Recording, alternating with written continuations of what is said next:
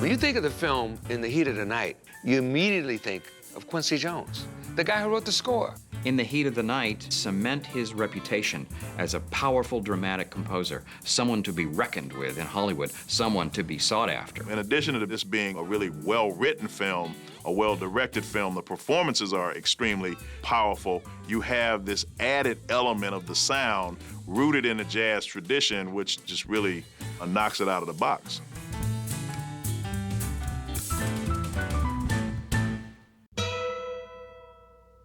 I became addicted to the idea of composing films, I guess, when I was 15 years old. I used to play hooky, go to all the movie theaters for 11 cents, and it was almost a hopeless situation because there were no black composers' names on those screens. For a black guy at that time to assume that he could come to Hollywood and score films because there's no, role model for this. This is just indicative of Quincy's, vision and his genius. America was rough back then. We used to have a saying, is that not one drop of my self-worth depends on your acceptance of me. You had to, because you couldn't allow an external force to be the one to identify you. You couldn't do that, or you'd be in trouble. He was the one that really opened up the whole film scoring scene for African-American composers. With all of the things we dreamed, we achieved. We believed it, and we achieved it. At the time, jazz was very controversial. It was not something that was considered high art like we consider jazz now. It got a lot of attention from the hip people, and young people paid attention to jazz. But in the 60s, jazz in a lot of ways was sort of like hip-hop is now. Its energy, the persona around it, the images of various figures, Miles Davis, Thelonious Monk, John Coltrane. Quincy taps into all that, and he brings that vibe of coolness to the film. When Quincy did The Pawnbroker, his first American film, he was thought of as a jazz guy, even though he was orchestrally trained and could write and arrange orchestral music as well as anybody working at that time. People forget that he went to Paris to study with Nadia Boulanger, who also taught a lot of great American composers. He had sort of gone through something similar to what Virgil Tibbs had gone through in the heat of the night. He was hired to score a movie called Mirage, and the producer came out and saw that he was black. And they didn't know I was black, so they were almost ready to send me home. And then Mancini said, "Man, get in the 20th century." Henry Mancini had great amount of respect for Quincy Jones. So he told him, this man, well, he's gonna do an excellent job. He can do anything you want him to do. When In the Heat of the Night came along in 1967, he'd only been in Hollywood for about 2 years. This was about his 6th film in Hollywood. I went to Quincy and I said, I want you to score the film, Quincy, and I really think you can find, you got the soul for it. And that was like magic, Norman was just clicked right away. Quincy said, I'm doing this movie In the Heat of the Night, and would you write it with me? We have a few songs to write, one for Ray Charles. And we said, absolutely. So the three of them got together. Quincy wrote a little tune, a melodic line, In the Heat of the Night. Ba-ba-dee-dee, da-da-dee. He wrote that. They went back and wrote a lyric to it. In the heat of the night. It sets the tone for the movie you're going to see. You see that train come toward you and you hear that great soulful voice of Ray Charles. Ray and I started together at 14 and 16, and when we were kids in Seattle in the 40s, like 47, 48, and it was smoking now. I mean, we had 3 gigs a night, every night. I think that it was more than a marriage made in heaven. I mean, I think this was the ideal collaboration of a composer and a vocalist on a film song. The day when we went down to Ray's West Washington Boulevard recording studio to play the song for him, I remember what Ray said after Quincy we got sang through it. doing. Quincy sat at the piano and sang it. Yeah. And then Ray said, "That's the maximum greens." And I thought, What does that mean? Ray Charles was so hip, I never knew what he was talking about. When he said that's maximum greens, he meant like mustard and collard greens, you know, like some soul food, you know. He meant it was He liked it a lot. it's good. In the heat of the night.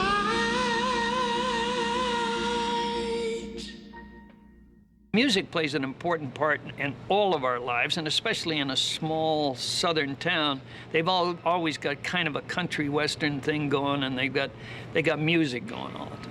He didn't want source material to be pre-recorded music because he felt that if the audience heard a song that they were familiar with, it would take them out of the drama. So I said, what if we write all the songs?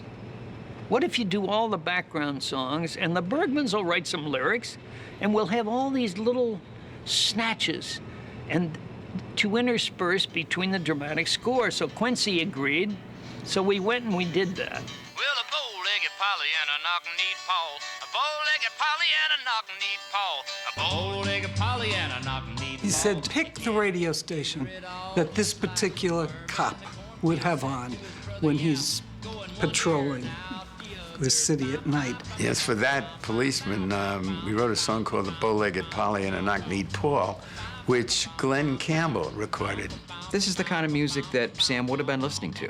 It helps to sort of illuminate the character. The person who you discover is the murderer is a short order cook, and he has a jukebox in his diner, and he wanted us to write a song that would reflect his character.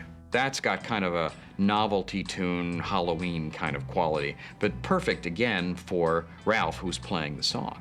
Better to have the songs written by your composer and your lyricists. That way, not only can you control the tone and the mood of the songs, again helping to illuminate character, but you also own them. A score paints the psyche of a movie. That's the soul of a movie. We call it emotion lotion.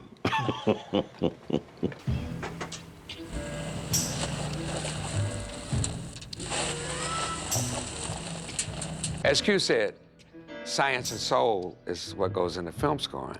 The soul is the creating of the music for the various characters, the city, the mood, the tone. The science is the most tedious part about it. If you want to catch a particular moment on film where there's a cut to an object, for example, the director wants something to emphasize that, you know, a hit point, we call it. You didn't just guess at it. It's going to start at a particular cue point and end at a particular cue point. So you have to do all your composing within this 1 minute and 10 second time frame. And that is the science. It's science in the sense that you have to mathematically figure out where that was going to be using this book and using a formula. That was a formula that we had to use. Today, you don't have to do that. You don't need the book. The music software that you can use for composing, it has everything built in.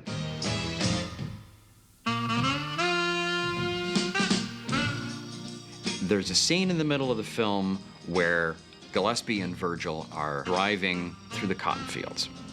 Quincy had written a piece of music for that scene, which was actually thrown out because it was thought of as somewhat aggressive.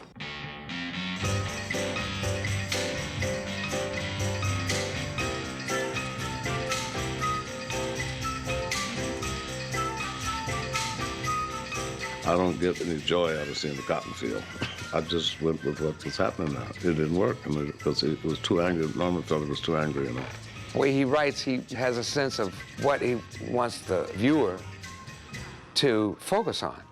And I'm sure that that comes about as a result of his conversations with the director. None of that for you, huh, Virgil?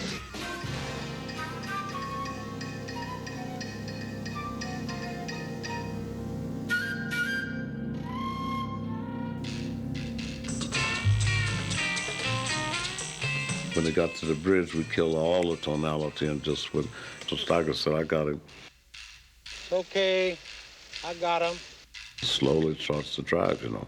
We took the same tempo of the cue before that and just cut it straight down to percussion instruments.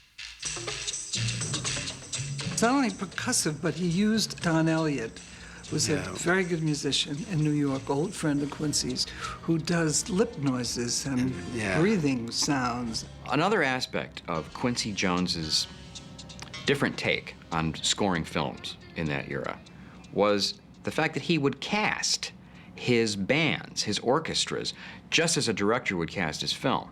Man, that's what I do. That's what I do, you know.